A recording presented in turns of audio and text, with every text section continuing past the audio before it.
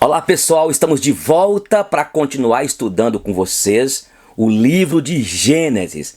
Eu já tinha compartilhado em alguns momentos, coloquei até aqui no YouTube, mas resolvi através dessa live aqui pelo Instagram e pelo YouTube falar por aqui, compartilhar com vocês. Eu tenho pedido a todos para que cada um de vocês peguem um caderno, uma caneta, a Bíblia, para que possamos estudar o livro de Gênesis. No último eu falei da introdução do livro de Gênesis e eu quero iniciar hoje o capítulo 1, são 50 capítulos.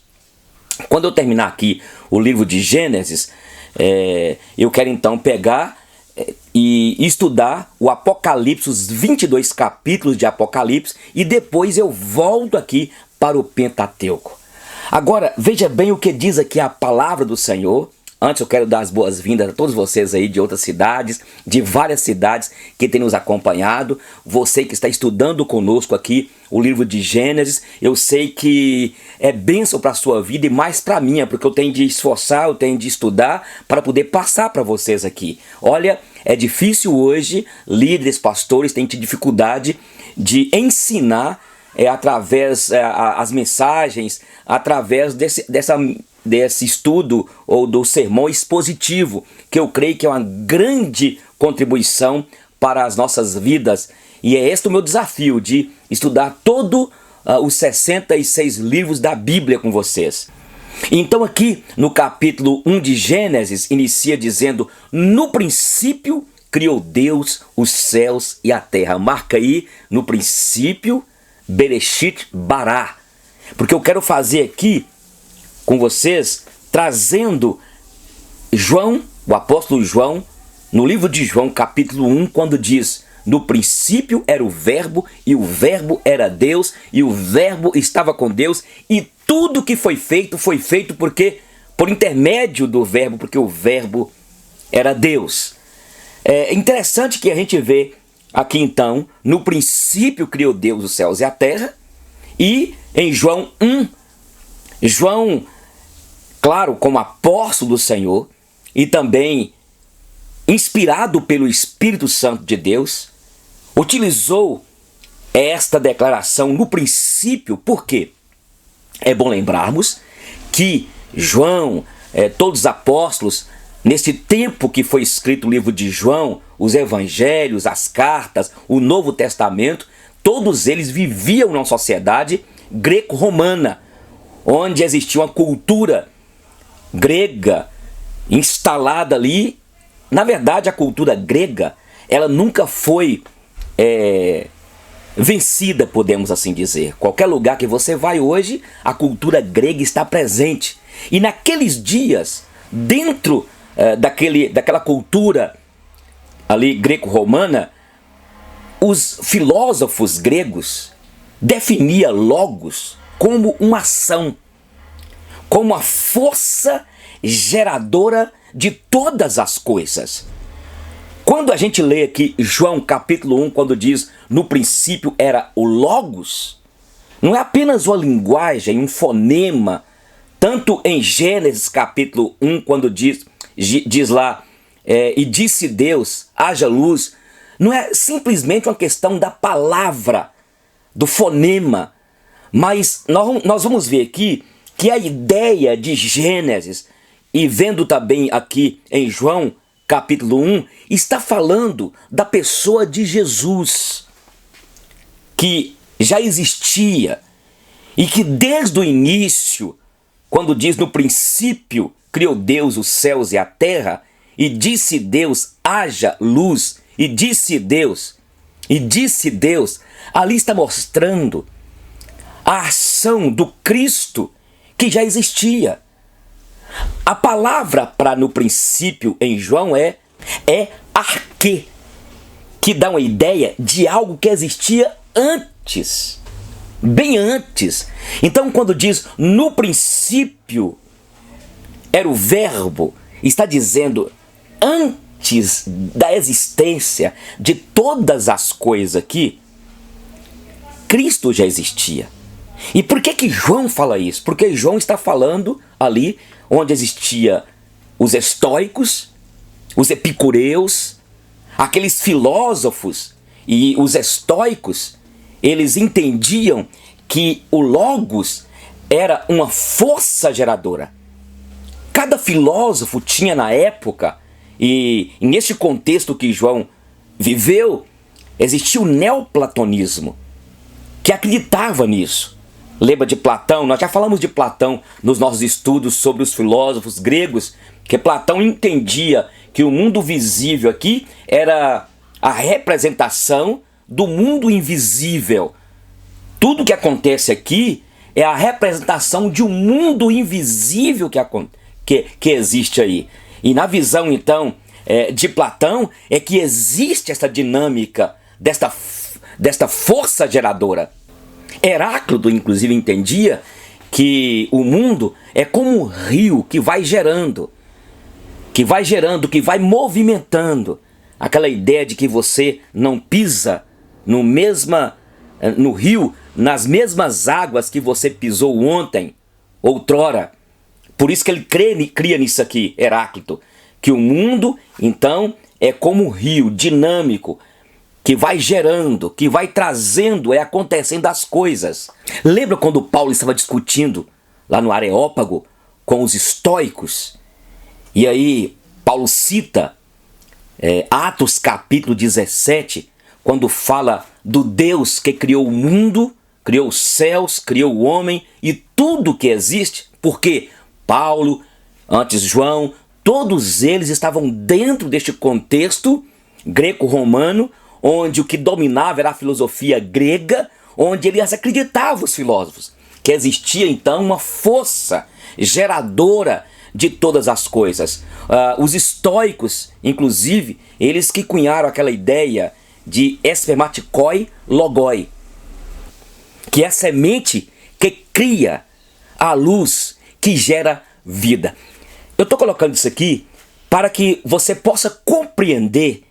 E eu sempre tenho dito aqui que se nós queremos entender o Novo Testamento, nós temos de ler o Velho Testamento. E quando nós estudamos a doutrina da criação a fundo, e vocês vão ver quando terminarmos aqui os 50 capítulos de Gênesis, e quando nós aprofundarmos em Êxodo, em Números, Levítico e Deuteronômio, e formos seguindo, quando você chegar no Novo Testamento, a compreensão que você vai ter, e que você vai ter que tirar lições tremendas para as suas vidas. Então veja bem, quando João fala no princípio, ali ele está dizendo que o princípio, o arquê ali, era a ação que existia. E ele estava apresentando ali para todos que estavam, aquela comunidade, para aquelas autoridades ali religiosas, que o Messias, o Cristo, ele já existia antes. Ele lá em Gênesis era aquela palavra, era ele que gerava. Então quando Deus falava haja luz, haja separação, ali estava exatamente o Cristo representado ali. Não apenas, eu volto a repetir, na questão da fonética, mas era um ser pessoal que estava ali fazendo as coisas que não existiam existirem. Coisas invisíveis dentro da perspectiva da Trindade tornarem visíveis. No princípio era esta ação. A palavra, quando fala no princípio era a palavra, toda vez que você fala algo, que você declara uma palavra, a palavra tem ação. Eu volto a dizer que, na verdade, nós não podemos pegar Gênesis apenas por uma questão de fonética. Não, mas é entender o que João, o que o próprio Moisés estava ensinando. Vou repetir aqui João e voltaremos para Gênesis. No princípio era o Logos, era o Verbo, e o Verbo era Deus, e o Verbo estava com Deus. E tudo que foi feito por intermédio deste Verbo, desta força, desta pessoa que dava ordem, que fazia gerar todas as coisas. Vamos para Gênesis. Olha o que diz aqui. No princípio era o No princípio criou Deus os céus e a terra. Alguns acreditam que entre o versículo 1 aqui e o versículo 2 há um hiato, há uma pausa. Isso são teorias que existem.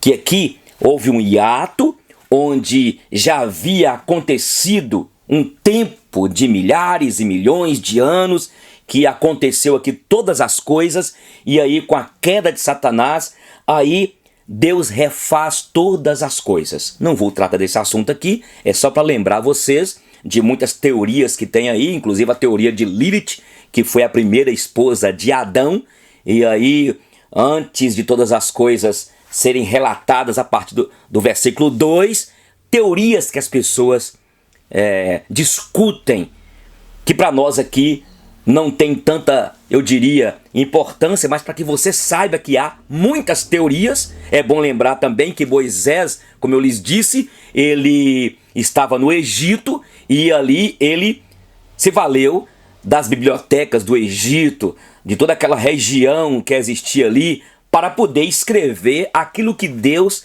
ia inspirando, e nós cremos numa inspiração dinâmica plenária. Não é que Deus citava tudo, ele ia escrevendo, mas Deus o inspirou para colocar isso aqui. Eu havia falado com vocês também em outro momento sobre qual era a compreensão dentro da cosmogonia babilônica e também egípcia, a cosmogonia quanto a Deus.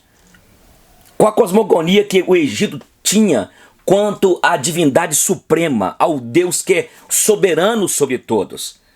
E eu lhes disse na introdução desse estudo que o Egito tinha lá panteão de divindades. Veja bem que a Babilônia, o Egito, todas aquelas nações eram politeístas. E eles criam, por exemplo, que haviam duas divindades, dois deuses, que por causa de uma briga entre eles, eles resolveram brigar entre eles e criarem a terra. Dois deuses, Marduk e Tiamat. E eles tiveram conflitos entre si. E nesta briga, nesse conflito, aparece então a criação da terra. E agora veja bem, eles queriam que os deuses de segunda categoria pudessem fazer a obra aqui na terra. E aí eles criam eles comissionam esses deuses de segunda categoria, esses deuses que estão lá, e esses deuses ficam com raiva, e esses deuses resolvem criar o homem, criar homens para que pudessem trabalhar na terra e fazerem os trabalhos forçados. Gente, o propósito de Moisés, ao escrever isso aqui, era exatamente para poder tirar da cabeça, eu repito, do povo da aliança, do povo de Deus, que ao saírem do Egito e irem para a terra de Canaã, eles entendessem que estas divindades que eram adoradas, aquele panteão de deuses que existiam na Babilônia, no Egito e em outras nações, não passavam de deuses inventados pela mente corrompida do homem. Olha para vocês verem como que dois deuses vivem uma briga, resolvem então criar a terra e aí entregam para Deus de segunda categoria para poder trabalhar na terra, e esses deuses então se acham incapacitados, não querem, e entregam ao fazerem os homens. Olha para você ver, eles fazem os homens para trabalhar aqui trabalhos forçados. É aí que Deus inspira Moisés, revela-se como Deus Criador e mostra para Moisés, para que Moisés pudesse entregar a este povo que estava ainda no deserto durante 40 anos, para que esse povo servisse a este Deus Santo, ao único Deus. E aqui ele diz, aqui fala: a terra, porém, estava sem forma e vazia, havia trevas sobre a face do abismo, e o Espírito de Deus pairava por sobre as águas. É aquela dúvida que alguns têm entre o versículo 1 e o versículo 2. Mas veja aqui, porque havia toda uma compreensão, havia divindades que dominavam as águas, as noites. E quando Deus mostra para Moisés aqui que havia trevas e havia um abismo, mas que o Espírito de Deus pairava, mostrando exatamente desde aqui o controle do Espírito de Deus sobre todas as coisas. Dentro de uma cultura e dentro de uma compreensão daquele povo de Deus que foi chamado por Deus, onde estava totalmente dominada. Aquele povo dominado por medos, por pavor. E não entendiam como que as coisas aconteciam neste mundão e naquela escuridão na antiguidade. Por isso que é importante estudarmos, que aí nós compreendemos como que Deus se revelou ao povo judeu, aos hebreus. Como que o nosso pai Abraão foi chamado. Olha para vocês verem agora. Disse Deus, haja luz, e houve luz. E viu Deus que a luz era boa, e fez separação entre luz e as trevas. Aqui eles acreditavam que existia o luminar à noite, que era a lua, mas aqui não coloca lua.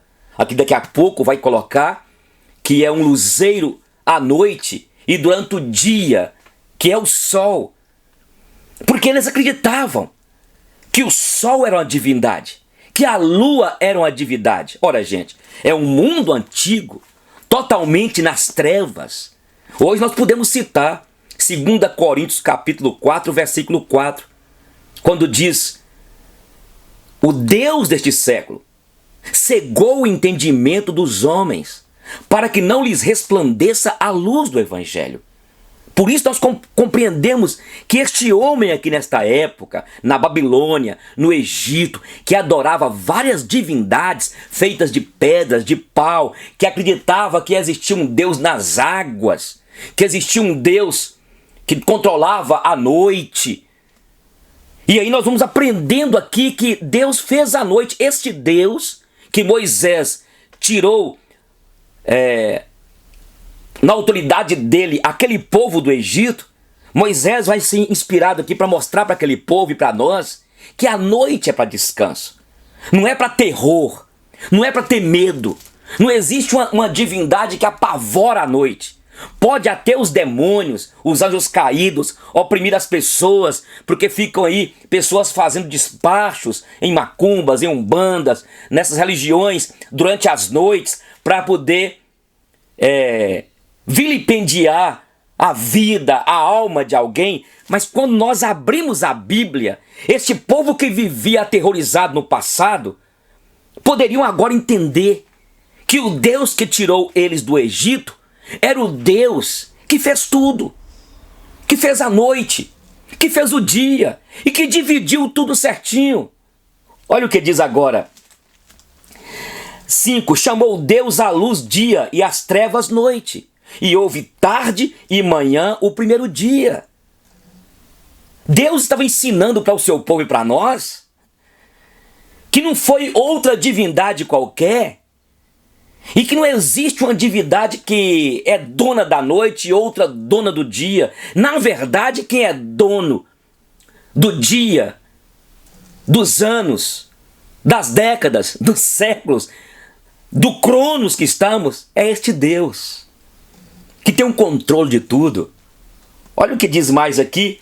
E disse Deus ainda no 6, haja firmamento no meio das águas e separação entre as águas e águas. Fez, pois, Deus o firmamento e separação entre as águas debaixo do firmamento e as águas sobre o firmamento, e assim se fez. E chamou Deus ao firmamento céus. Houve tarde e manhã o segundo dia. Moisés estava dando aqui uma direção para aquele povo, mostrando-lhes o beabá de tudo.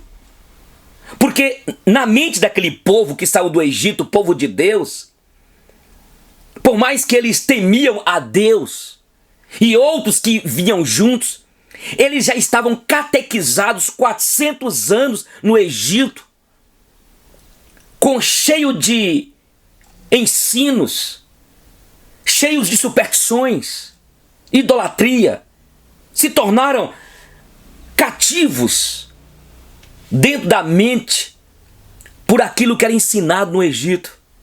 E é por isso que hoje nas escolas nossas precisamos de ensinar os nossos filhos, porque chegarão, ou vai ter momentos nessa nossa caminhada, nessa apostasia que os homens que se diziam cristãos, evangélicos, estão desviando da palavra, do caminho. Quanta coisa tem sido ensinada e será ensinada. Aqui, olha, no Egito, na Babilônia, nasceu o espiritismo. Nasceu tudo quanto é tipo de religiões. O próprio Senhor Jesus fala da Babilônia, que é a mãe de todas as religiões. E o Egito, aqueles faraós que se intitulavam deuses. É bom lembrar que cada praga que Deus mandou para o Egito era Deus destronizando aquelas divindades. Eles criam uma divindade que protegia os animais, eles criam uma divindade que controlava as águas, eles criam na divindade que faziam a semente brotar e abençoava as plantações. Então cada praga daquela era Deus dizendo: não existe este Deus que protege as plantações, não existe este Deus que protege as águas, não existe este Deus que controla a natureza, não existe este Deus que tem o controle da noite ou do dia, porque o nosso Deus, eu sou o Deus, eu sou o Deus autoexistente, o Deus que criou o universo, sou eu que criei tudo isso. Vocês têm de voltarem a mim. E aí, e mesmo assim, as pessoas até hoje continuam cegas na idolatria, nas superstições, crendo no pavor noturno, na seta que propaga durante o dia, no terror durante a noite. E é por isso que quando nós conhecemos a Bíblia, e começando aqui em Gênesis, todo medo de escuridão,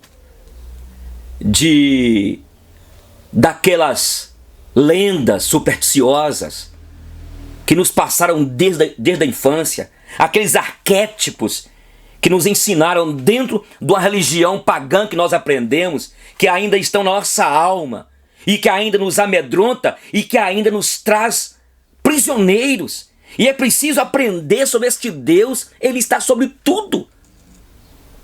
Quando nós estudamos Gênesis e toda a Bíblia, e quando a palavra do Senhor entra em nós, todo jugo, toda opressão, todo cativeiro cai por terra.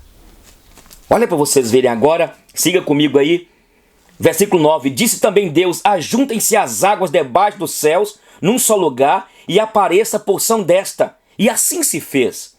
A porção seca chamou Deus terra, e ao ajuntamento das águas, mares, e viu Deus que tudo isso era o quê? Bom. Está entendendo o que eu estou dizendo para vocês?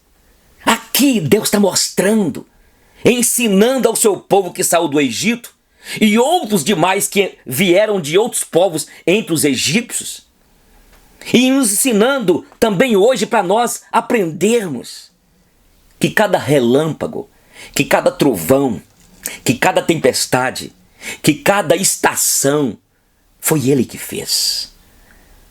O único Deus. E não existe nada, não existe sobre nós nada que venha nos controlar, senão Ele, que tem o poder sobre todas as coisas. Esta é a ideia. O livro de Gênesis quer nos ensinar isso. Que é Ele que tem o poder sobre tudo. Ele é o Criador. Isso é lindo demais. Isso emociona a gente. Olha o que diz agora aqui. Versículo aí 11. E disse: produza terra, relva, ervas que deem semente e árvores frutíferas, que deem fruto segundo a sua espécie. Olha o que diz mais: cuja semente esteja nele, sobre a terra, e assim se fez. A terra, pois, produziu relva, ervas que davam semente segundo a sua espécie, e árvores que davam fruto, cuja semente estava nele, conforme a sua espécie. E viu Deus que tudo isso era bom. É preciso aprender. É preciso... E veja que Moisés está com o povo no deserto, 40 anos. O povo murmura, povo rebelde, povo reclamão, povo que insultava.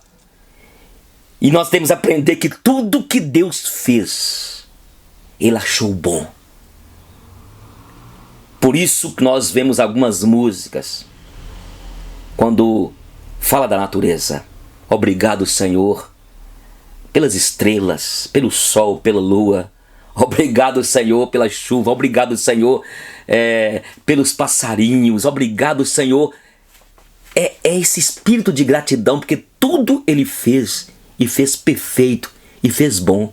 Olha o que fala aqui agora, 14. Disse também Deus: haja luzeiros no firmamento dos céus, para fazerem separação entre o dia e a noite, e sejam eles para sinais, para estações, para dias e anos, e sejam para luzeiros no firmamento dos céus, para alumiar a terra. E assim se fez. Fez Deus os dois grandes luzeiros, o maior para governar o dia, e o menor para governar a noite. E fez também as estrelas. Olha para vocês verem.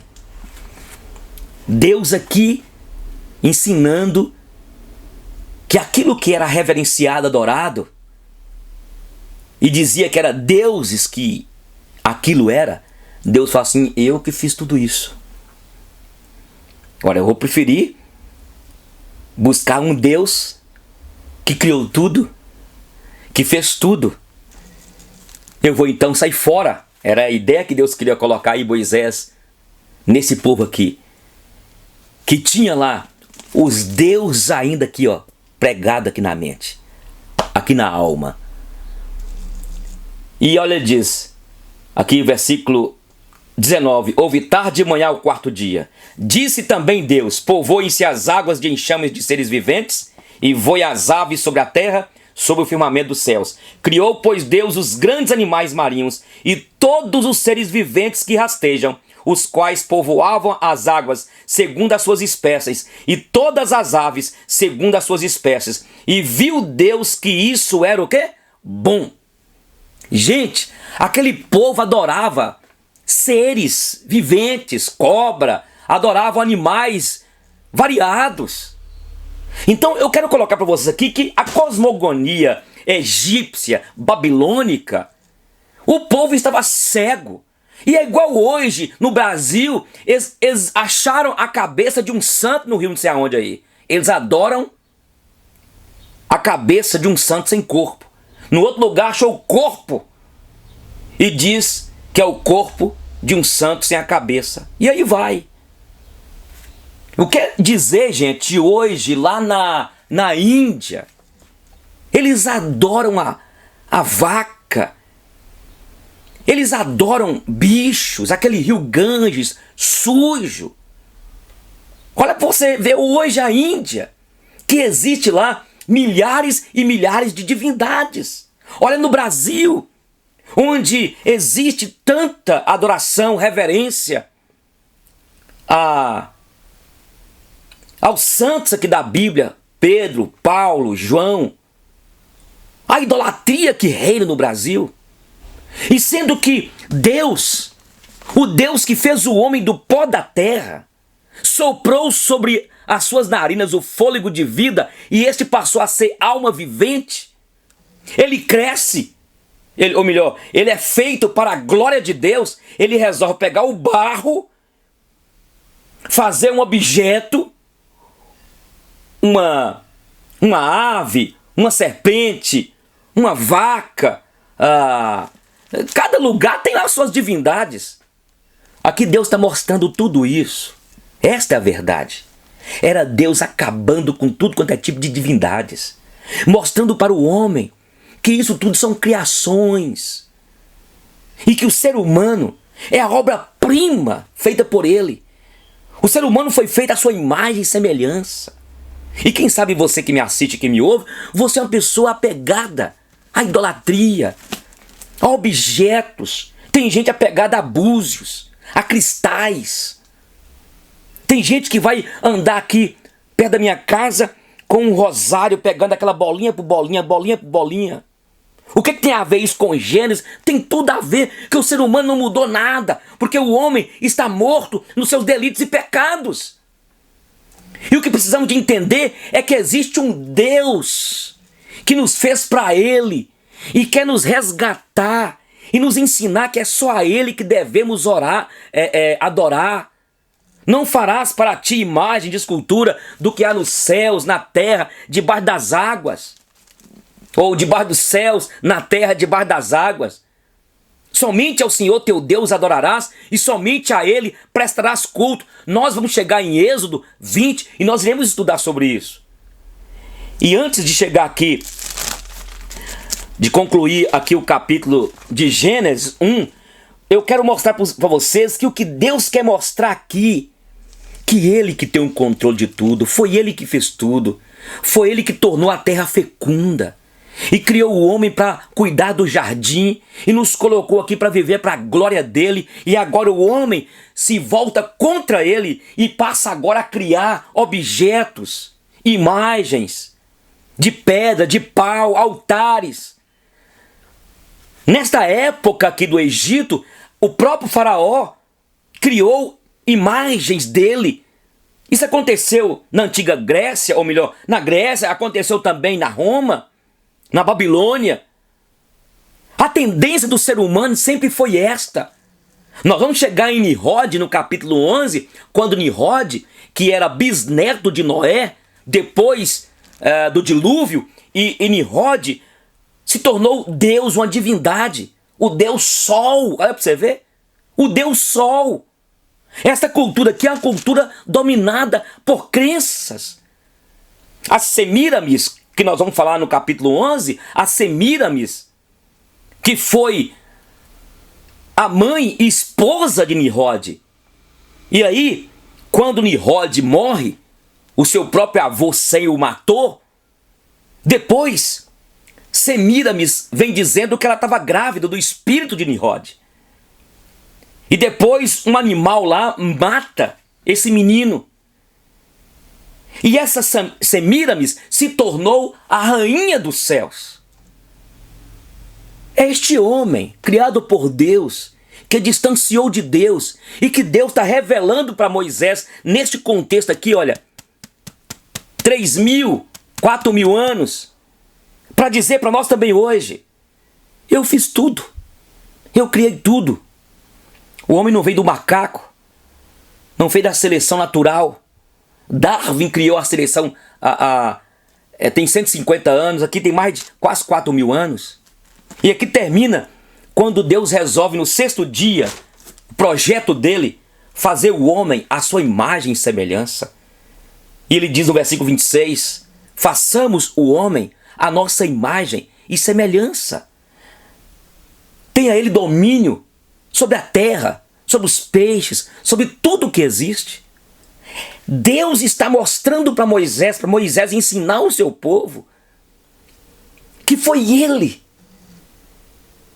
que iniciou tudo, que criou tudo, através, não da fonética apenas da palavra faça, mas através de Cristo,